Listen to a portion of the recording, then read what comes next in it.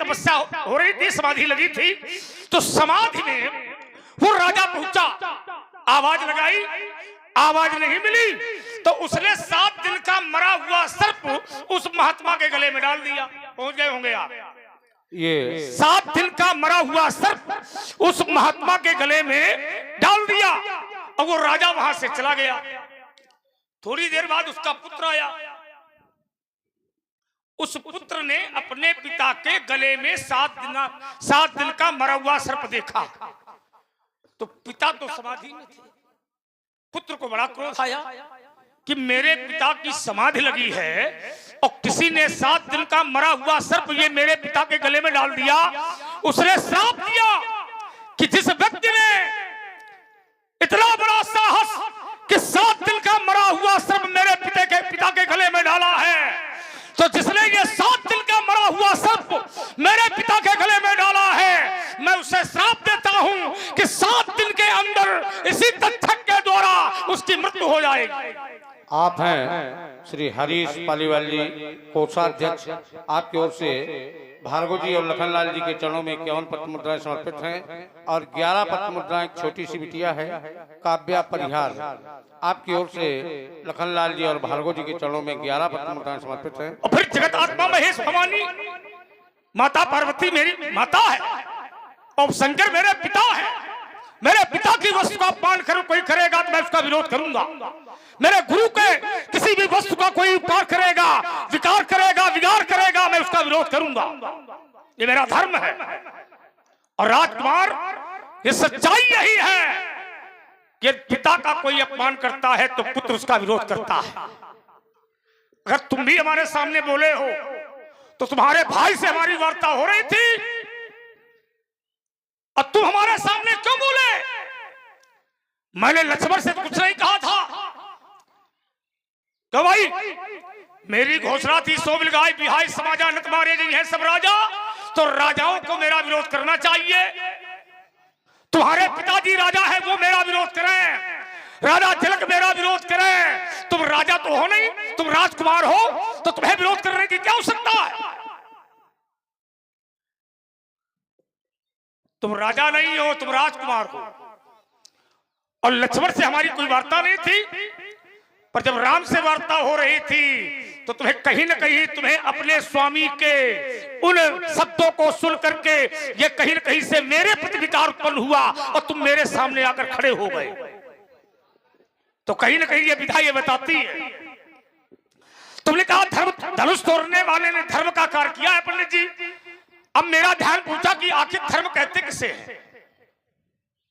आपने कहा कि धर्म का कार्य किया है धनुष तोड़ने वाले ने, तो मेरा ध्यान पूछा कि आखिर धर्म कहते किसको हैं? तो परहित सरिस धर्म नहीं भाई और पर पीड़ा सम नहीं अधवाई। परहित सरिस धर्म नहीं भाई, पर उपकार पर पीड़ा, दूसरे के कष्ट में कष्टित हो जाए, दूसरे के दुख में दुखी हो जाए, दूसरे के सुख में सुखी हो जाए। तुम भी जियो हमें भी जीने दो, तुम्हारा भी बन जाए हमारा भी बन जाए, तुम भी सुखी रहो हम भी सुखी रहें। राजकुमार, धर्म इसको नहीं कहते हैं कि हमार बन जाए तुम्हारा सत्यानाश हो जाए। ये आप हैं सुरेश शिवहरे जी, भार्गव जी और लखनलाल जी के चरणों में 51 पत्र मुद्राएं समर्पित हैं। बहुत बहुत धन्यवाद। साधुवाद। और ये अरविंद कुमार अनुरागी, सहायक अध्यापक, उच्च प्राथमिक विद्यालय करगांव। आपकी ओर से 51 पत्र मुद्राएं भार्गव जी और लखनलाल जी के चरणों में समर्पित हैं। और किसी का बिगाड़ करके अपना बनाना ये धर्म नहीं है। किसी का बिगाड़ा जाए और अपना बनाया जाए ये धर्म नहीं है, ये परमार्थ नहीं है, ये स्वार्थ है। अपना बनाया जाए, दूसरे का बिगाड़ दिया जाए, ये परमार्थ नहीं है, ये स्वार्थ है। याद रखो, इसको परमार्थ नहीं कहा जाएगा राजकुमार।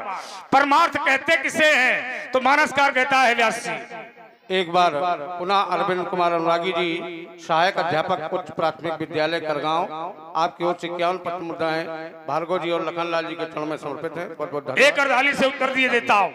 तुम्हारे वंश में कुछ राजा हुए हैं जिन्होंने परमार्थ किया, उनके लिए पढ़े देता हूँ।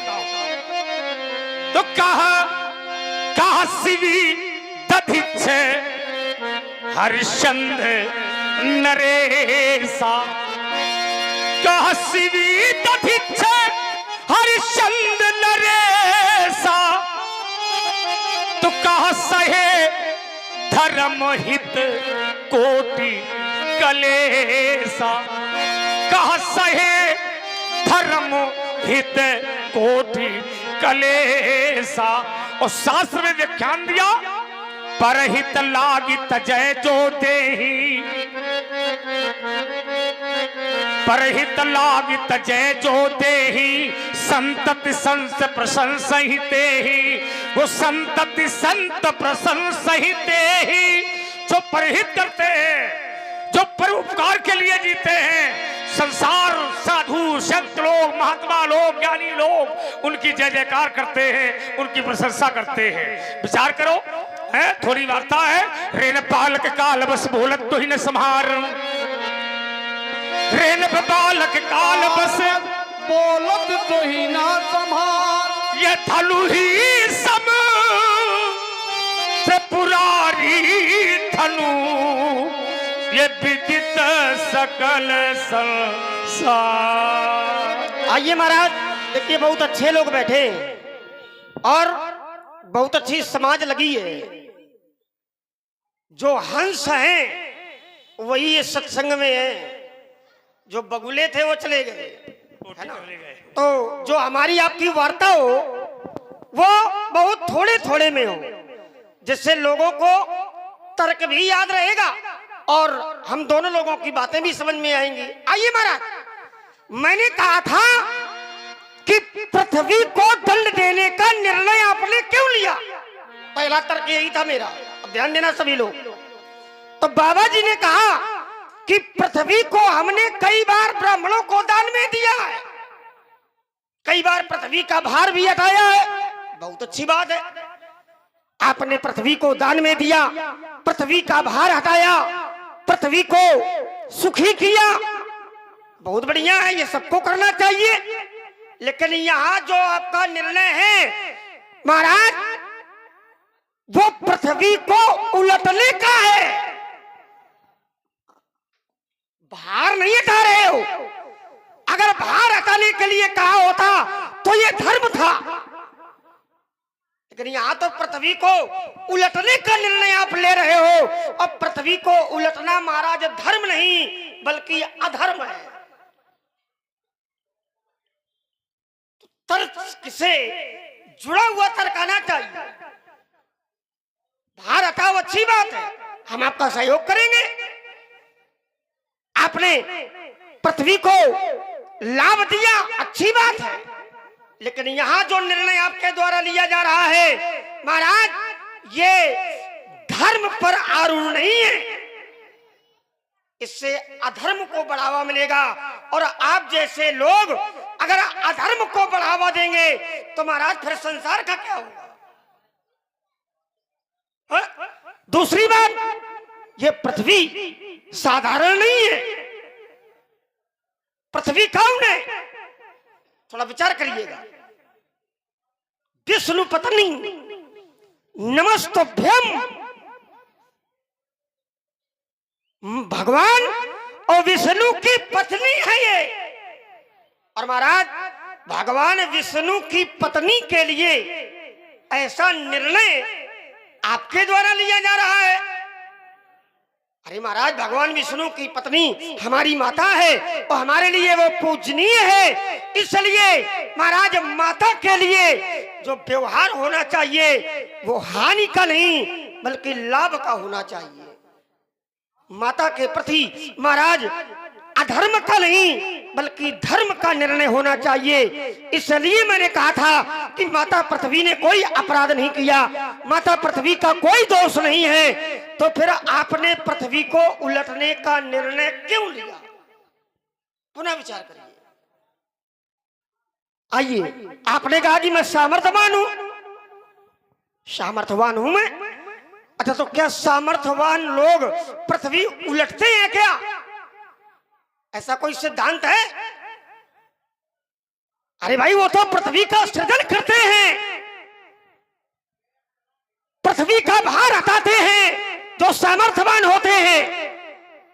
सामर्थ्यवान महाराज पृथ्वी के प्रति ऐसा कठोर निर्णय नहीं लेते तो फिर कैसे सामर्थ्यवान हुआ।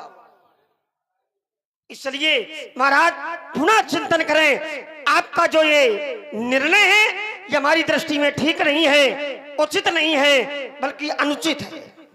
और देखिए भगवान भी संसार में जब आते हैं, आप हैं धनेन्द्र कुमार द्विवेदी, लखनलाल जी के चरणों में 21 पत्र मुद्राएं समर्पित हैं। बहुत बहुत धन्यवाद। जब भगवान भी धरती में आते हैं तो आकर के क्या करते हैं, तो सिद्धांत कहता है व्यास जी, गो दुज धेनु देव हितकारी और कृपा सिंधु मानुष तनु, वो भी आते हैं तो महाराज पृथ्वी का हित करते हैं, लेकिन आप तो पृथ्वी का अहित कर रहे हो, तो फिर कैसे मान ले कि आप सामर्थ्यवान हो महाराज। इसलिए आपका जो ये निर्णय है ये गलत है, इस पर पुनः विचार करिएगा। आइए दूसरी बात आपकी आई, मैंने कहा था कि धनुष के टूटने पर आपको कष्ट क्यों है, तो बोले हम सनातन धर्मावलंबी हैं। अच्छा तुम ही बस सनातन धर्मावलंबी हो बस, और ये लोग सब ऐसे आ बैठे। अरे भाई केवल आप ही सनातन धर्मावलंबी थोड़ी हो। ये आप हैं बलराम परिहार जी, नोएडा से लाइव प्रसारण देख रहे हैं।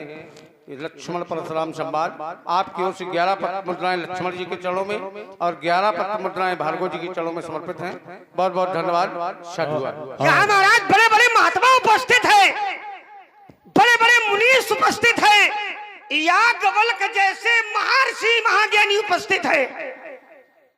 और आप हैं नरेश कुमार जी वर्मा मिस्त्री साहब, उनकी तरफ से 21 पुष्प मुद्राएं भार्गव जी के चरणों में भेंट हुई हैं। बहुत बहुत साधुवाद, बहुत बहुत धन्यवाद। तो महाराज ये सब सनातन धर्मावलंबी है, आपे भर नहीं हो।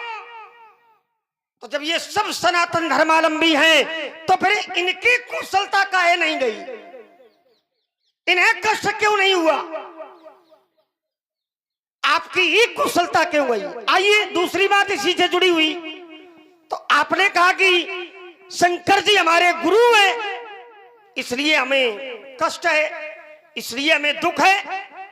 अच्छा शंकर जी केवल तुम्हारे गुरु हैं का,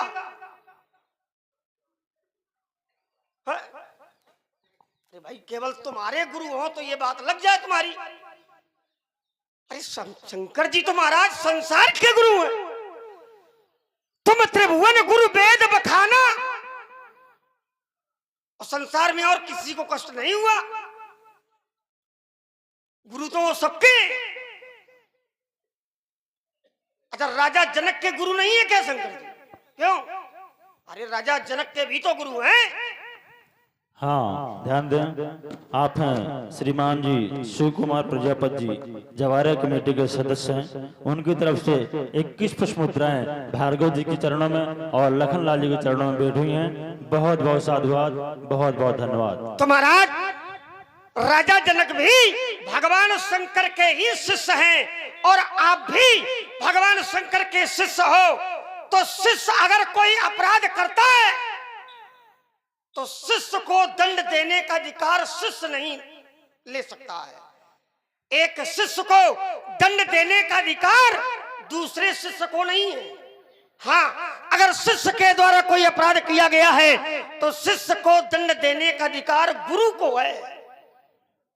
इसलिए तुम भी शंकर जी के शिष्य हो, राजा जनक भी शंकर जी के शिष्य हैं।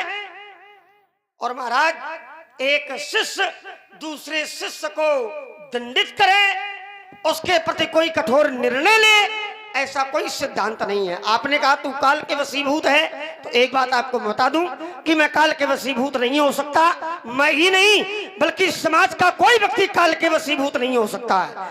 कब तक जब तक भगवान की कृपा व्यक्ति पर है, जब तक व्यक्ति के द्वारा भगवान का भजन किया जा रहा है, भगवान की भक्ति की जा रही है, तो भगवान स्वयं कहते हैं कबहू काल न व्यापे तो ही और सुमरे भजे निरंतर। मेरा ध्यान, मेरा गुणगान अगर तुम निरंतर करोगे तो फिर काल तुम्हारा कभी बाल बांका। रही बात राम या लक्ष्मण की, तो महाराज हमारे लिए तो आचार्यों ने कह दिया, कौशलेश सुत लक्ष्मण रामा और काल जीत सके संग्रामा। तो महाराज हम एक बार काल को भी जीत सकते हैं, इसलिए हम काल के वशीभूत नहीं हैं। आप पुनः विचार करें। देखो, जहां तुम्हारी वार्ता है उस वार्ता में हमारा शास्त्र मत वार्ता है हमारी, हम कोई बात इधर उधर से नहीं करेंगे। परशुराम ने यदि विरोध किया तो किसी भी शास्त्र में ऐसा अनुच्छेद नहीं है, कहीं पर शास्त्र मत ये नहीं है कि परशुराम का विरोध याज्ञवल या विश्वामित्र ने या किसने किया हो, ये शास्त्र मत नहीं है। परशुराम का विरोध करने वाला कोई है ही नहीं। कोई शास्त्र का है कि यहां विरोध है, ये कहना विषय अलग है कि तुम कह रहे हो, लेकिन तुम्हारा पक्ष तब मजबूत होगा जब तुम्हारा कोई प्रमाण हमारे सामने होगा। कोई शास्त्र मत वार्ता लाओ जिससे हम तुम्हारे प्रमाण को सुनने के बाद ये निर्णय लेंगे कि तुम सही कह रहे हो। समुद्र वसले देवी प्रवृत्ति समन्वित है विष्णु पत्नी नमस्तुभ्यम, क्या मतलब है इसका भाई? अरे विष्णु जी की पत्नी है तो क्या मतलब है? क्या मतलब है इसका? क्या उत्तर निकालोगे इससे तुम? अगर लक्ष्मी अपराध करेगी तो क्या ब्राह्मण छोड़ देते हैं क्या? जो भाई हाँ, ध्यान दें। आप हैं सुनील कुमार जी अनुरागी जी की माता जी पंडा बाबा, उनकी तरफ से 51 पुष्प मुद्राएं भार्गव जी के चरणों में, लखनलाल जी के चरणों में और व्यासपीठ पर भेंट हुई हैं। बहुत बहुत साधुवाद, बहुत बहुत धन्यवाद। और ये हैं भाई साहब मुकेश वर्मा ठेकेदार जी, उनकी तरफ से 51 पुष्प मुद्राएं भार्गव जी की और लखनलाल जी के चरणों में भेंट हुई हैं। और आप भैया गुप्तदान राम कुमार जी, राम अवतार प्रजापति जी, उनकी तरफ से 21 मुद्राएं भेंट हुई हैं। बहुत बहुत साधुवाद, बहुत बहुत धन्यवाद। देखो, यदि लक्ष्मी भी कोई ऐसा कार्य करती है, अपराध करती है या कोई भी बाली का ऐसा प्रयोग करती है तो उसे भी ब्राह्मण छोड़ते नहीं है, श्राप देते हैं। अगर भगवान भी अपराध करता है तो वो भी श्राप को लेता है। ऐसा नहीं कि वो विष्णु जी की पत्नी है तो विष्णु जी की पत्नी है तो विष्णु जी दंड नहीं लेंगे, वो लेते हैं। श्राप को धारण करना यही उनका नित्य है। वृंदा के साथ में छल किया भगवान विष्णु ने, लेकिन वृंदा ने श्राप दिया तो भगवान को उस श्राप को धारण करना पड़ा, क्योंकि वो सती का श्राप था। इस कारण से उस श्राप को धारण करना पड़ गया और उन्हें पत्थर का बनना पड़ा, उन्हें शालिग्राम बनना पड़ा। आपके जो विष्णु जी है तो विष्णु जी है तो अब शंकर जी है, तो शंकर जी है तो क्या परशुराम से युद्ध करेंगे? अगर युद्ध करेंगे तो मैं भरसा मारूंगा, मैंने मारा। अगर शंकर जी है तो अगर वो भी मुझसे युद्ध करेंगे, जरा विचार करना, धनुष तोड़ने वाले को मैं शत्रु मानता हूं और अपना शत्रु तो शत्रु होता ही है, पर अपने शत्रु का साथ देने वाला भी शत्रु होता है। तो ये धनुष तोड़ने वाले के पक्ष से यदि शंकर जी खड़े होंगे तो फिर मैं शंकर जी से भी लड़ाई करूंगा, ये मेरा चरित्र कहता है। तुमने कहा कि यदि गलती पुत्र करता है, शिष्य करता है तो माता का स्वभाव है डांटना। राजकुमार गणेश जी ने गलती की थी तो मैंने गणेश का दांत तोड़ दिया था, तो शंकर जी ने एक बार भी नहीं कहा परशुराम जी तुमने गलत किया है। तो भाई क्या किसी शास्त्र या पुराण ने एक बार कहा कि शंकर जी के पुत्र गणेश का दांत परशुराम ने तोड़ा था? तो क्या शंकर जी ने कहा कि तुमने गलत किया? जो भाई अब तुम्हारे जैसे लड़का हो तो क्या कहते हैं कि शंकर जी ने परशुराम जी को मारा है? हमने गणेश का दांत तोड़ा, संसार जानता है, शास्त्र पुराण जानते हैं, तो क्या शंकर जी ने हमें दंड दिया? नहीं दिया। कि समस्या यही है कि तुम्हें कहना है अब मेरा शास्त्र मत है, प्रमाणित कर रहा हूं मैं। और चलिए व्यास जी, एक अर्धाली इन्होंने समाज के प्रति थी, तुमने कहा था और उसका मेरा ध्यान भी पहुंच गया है। और सिर्फ चिंतन करिए, तुमने कहा कि धरती देखो, धरती में जब जब पाप बढ़ा तो धरती ने आरोप लगाए, रावण का अत्याचार बढ़ा तो धरती गाय का रूप बना करके गई थी। विचार करना मित्रों, देवता साथ में थे, अब भगवान के पास जाते हैं। यदि धरती परशुराम से दुखी होती तो एक बार वो भगवान को पुकारती, एक बार कहती कि परशुराम अत्याचार कर रहे हैं। जिस समय रावण का अत्याचार बढ़ा था तो जय जय सुरनायक, सीधा शास्त्र है, जय जय सुरनायक जय सुखदायक अप्रणति पारी भगवंता। विचार करो, धरती में अत्याचार बढ़ा तो धरती ने गाय का रूप बनाया। अब गाय का रूप बना करके भगवान के पास जाने लगे। और यदि परशुराम का अत्याचार होता तो गाय का रूप बनाना चाहिए धरती को, और देवताओं को परशुराम के विरोध में हो जाना चाहिए। रावण की उपमा परशुराम से नहीं मिलाई जा सकती है। रावण तो धर्म को कान से सुनना तक नहीं चाहता, तो क्या परशुराम धर्म को नहीं सुनना चाहता? रावण भा भ्रष्टाचारा भा संसारा और धर्म सुने नहीं काना। विचार करिए, ये रावण के लक्षण है, तो क्या ये परशुराम के लक्षण है? हाँ, ध्यान दें, आप हैं श्रीमान मनोज जी मसगांव से चलकर इस प्रांगण पर उपस्थित हैं। उनकी तरफ से 51 पुष्प मुद्राएं भार्गव जी के चरणों में और लखन लाल जी के चरणों में भेंट हुई हैं। बहुत बहुत साधुवाद, बहुत बहुत धन्यवाद। और आप हैं रुद्र दत्त जी तिवारी, CISF जवान हैं। रुद्र दत्त जी तिवारी सिलमी खागा फतेहपुर। ऑनलाइन पुरस्कार आया हुआ 51 पुष्प मुद्राओं से भार्गव जी के चरणों में और लखन लाल जी के चरणों में भेंट हुई है। बहुत बहुत साधुवाद, बहुत बहुत धन्यवाद। तो रावण जो करता है वो परशुराम थोड़ी करता है। मैंने इसलिए ये प्रमाण दिया कि अगर धरती परशुराम से कहीं भी दुखी है, या धरती को कष्ट है, या किसी साधु को कष्ट है, किसी महात्मा को कष्ट है, किसी देवता को कष्ट हो, तो एक बार एक चौपाई, एक छंद, एक सोठा, एक दोहा, एक श्लोक कहीं से तुम ऐसा लेकर के परशुराम के सामने रखो कि परशुराम तुम्हारे इस कार्य से देवता दुखी हो रहे हैं, ये साधु दुखी हो रहे हैं, ये पंडित दुखी हो रहे हैं, तो कोई मत लाओ। लक्ष्मण मुंह से अपना प्रमाणित करे तो ये मैं नहीं मानता, मैं शास्त्रों की बात मानूंगा। तुम एक चौपाई पढ़ाओ कि परशुराम जी ये ब्राह्मण यहाँ के तुमसे दुखी हो रहे हैं, तो हम समझौता करेंगे कि ब्राह्मण दुखी ना हो। ये आप हैं रुद्र दत्त तिवारी जी, शिवली खागा फतेहपुर, CIF के आप फौजी हैं। आपकी ओर से 51 पत्र मुद्राएं क्रमशः भार्गव जी और लखन लाल जी के चरणों में समर्पित हैं। बहुत बहुत धन्यवाद, साधुवाद। तुमने कहा ऋण बालक काल बस, परशुराम जी लक्ष्मण काल के वशीभूत नहीं हो सकता। संसार में कौन ऐसा है जो काल का ग्रास नहीं बन सकता है? समस्या ये है कि तुम राम के अधीन हो, राम के अधीन। सीधी बात मैं करता हूं, मैं घुमाता नहीं हूं। यदि तुम राम का सानिध्य छोड़ दो तो काल तुमको कच्चा खा जाएगा। संसार में पैदा होने वाला व्यक्ति जन्म लेता है लेकिन आगे मृत्यु लिखा कर आता है, क्योंकि जो जन्मत सो मृत्यु विषेखी। लेकिन यदि राम अधीन हो जाएगा और राम की सत्ता का प्रभाव उसके ऊपर हो जाएगा तो मृत्यु पर विजय प्राप्त करना ये भक्त के लक्षण है। राजकुमार याद रखना, मृत्यु पर विजय प्राप्त करना ये भक्त के लक्षण हैं। जैसे होलिका आग में प्रहलाद को लेकर बैठ गई और वो क्या बात, वो चाहती थी कि इसकी मृत्यु होगी, ये जल जाएगा, मर जाएगा, लेकिन राम अधीन होने के कारण वो आग भी प्रहलाद को जला नहीं पाई। ये आरित है, ये सानिध्य है। बच्चे हो, खेलो कूदो, जाओ अपना काम। बात तो तुम मेरी ही बोल रहे हो, तुम्हारी काम नया क्या लाए हो? उल्टा सीधा समझा रहे हो। अरे सामने ये भी देखो कौन खड़ा है।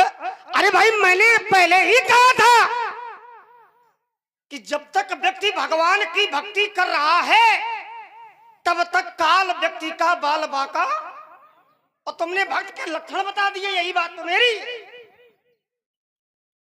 कि जब तक भगवान की भक्ति व्यक्ति करेगा तब तक काल उसका बाल बाका नहीं कर पाएगा। होलिका भक्त प्रहलाद को आग में लेकर के बैठ गई।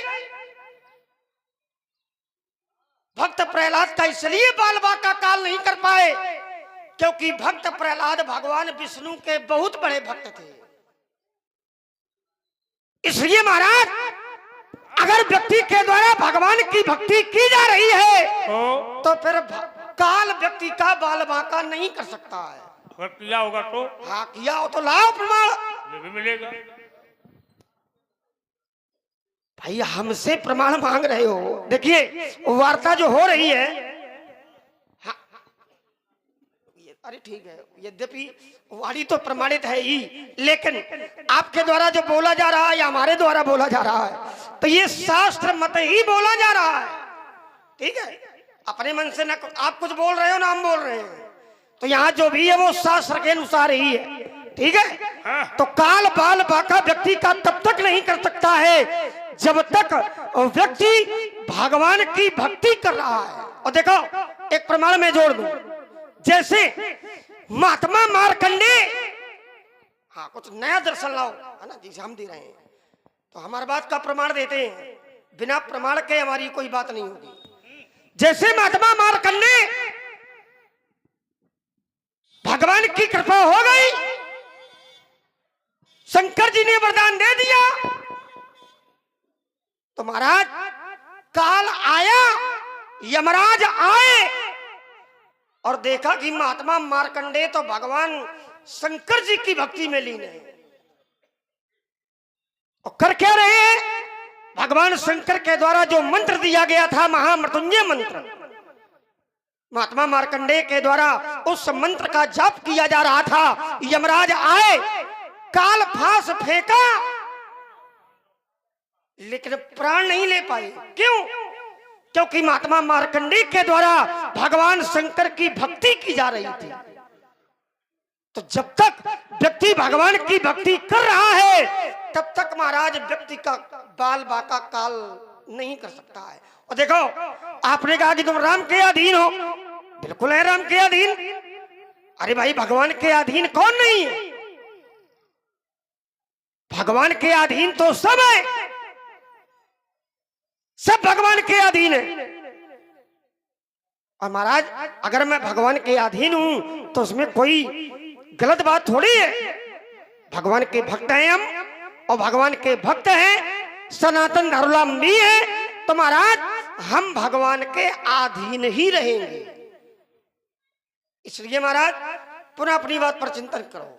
आइए दूसरी बात, मैंने कहा था ये माता पृथ्वी भगवान विष्णु की पत्नी है, तो एक बात बाबा जी ने लगाई, इन्होंने कहा कि अगर भगवान विष्णु की पत्नी है तो क्या भगवान विष्णु की पत्नी को दंड नहीं दिया जाएगा? हाँ दिया जाएगा। ध्यान देना, भगवान विष्णु की पत्नी को भी दंड दिया जाएगा, लेकिन कब दिया जाएगा? कब दिया जाएगा? जब उनके द्वारा कोई अपराध किया जाएगा तब माता को दंडित किया जाएगा। ये बात बिल्कुल सही है, वही तो मैं कह रहा हूं। अगर माता के द्वारा अपराध किया जाएगा तो पुत्र के द्वारा माता को भी दंडित किया जाएगा, लेकिन माता पृथ्वी ने कोई अपराध भी तो नहीं किया महाराज। किया क्या? अरे भाई दंड तब दो जब अपराध किया हो, जब अपराध किया नहीं है तो जबरदस्ती दंड दोगे क्या? बुद्धि खराब है? हाँ? क्या कहा? अरे बुद्धि खराब है, किसकी? सुधारो तुम्हारी। अरे भाई अपराध हो तो ठीक है, और देखो जब अपराध किया तो माता लक्ष्मी को भी दंड मिला, ऐसा नहीं कि दंड न मिला हो। संसार में जो अपराध करता है उसे दंड मिलता है, अपराध से जो जुड़ता है उसे दंड मिलता है, लेकिन यहाँ तो माता पृथ्वी ने ना कोई अपराध किया है और न ही महाराज इस कार्य में वो सम्मिलित हुई है, और न कोई सहयोग किया है, न कोई समर्थन है। तो जब महाराज समर्थन नहीं है, अपराध नहीं है, सहयोग नहीं है, तो फिर जबरदस्ती का ये निर्णय जो ले रहे हो, हाँ? ये ठीक है क्या? ये ठीक नहीं है। अपराध किया हो तो दंड का विधान बनाओ, और जब अपराध नहीं किया तो फिर दंड का भी कोई विधान नहीं होना चाहिए। आप जैसे मुनि के द्वारा, आप जैसे महात्मा के द्वारा अगर ऐसा निरपराध कर्म भी दंड के योग्य बन जाएगा तो महाराज आप अपने जीवन के साथ में न्याय नहीं कर पाओगे, ये ध्यान रखना। इसलिए माता पृथ्वी का कोई अपराध नहीं है तो फिर इसको दंड देने का भी आपके पास में महाराज कोई अधिकार नहीं है। आइए, एक बात बहुत अच्छी बताई है आपने, और भगवान शंकर से जोड़ करके उसको रखा है, तो हम भी थोड़ा देखे लेते हैं, है ना। आपने कहा कि मैंने शंकर जी के पुत्र का दांत तोड़ा। शंकर जी ने अपराध नहीं किया, दंड नहीं दिया, क्रोध नहीं किया, माता ने क्रोध किया। हाँ बिल्कुल सही है। तो महाराज माता ने क्रोध क्यों किया? शंकर जी ने क्रोध क्यों नहीं किया? माता ने क्रोध किया, शंकर जी ने नहीं किया। माता जी ने क्या किया? माता जी ने क्रोध किया और ये कहा क्या? कि परशुराम तुमने अपराध किया है, तुम्हें दंड दिया और मैं तुम्हें भस्म कर दूंगी। तो हम भस्म हो गए। आप पूरी कथा तो सुनाओ। भस्म हो गए, भस्म भी हो जाओगे। गंभीर वार्तालाप, गंभीर है, अब इससे ज्यादा गंभीर क्या होगा? इतने पहले तुम जो है समझ लो। समझ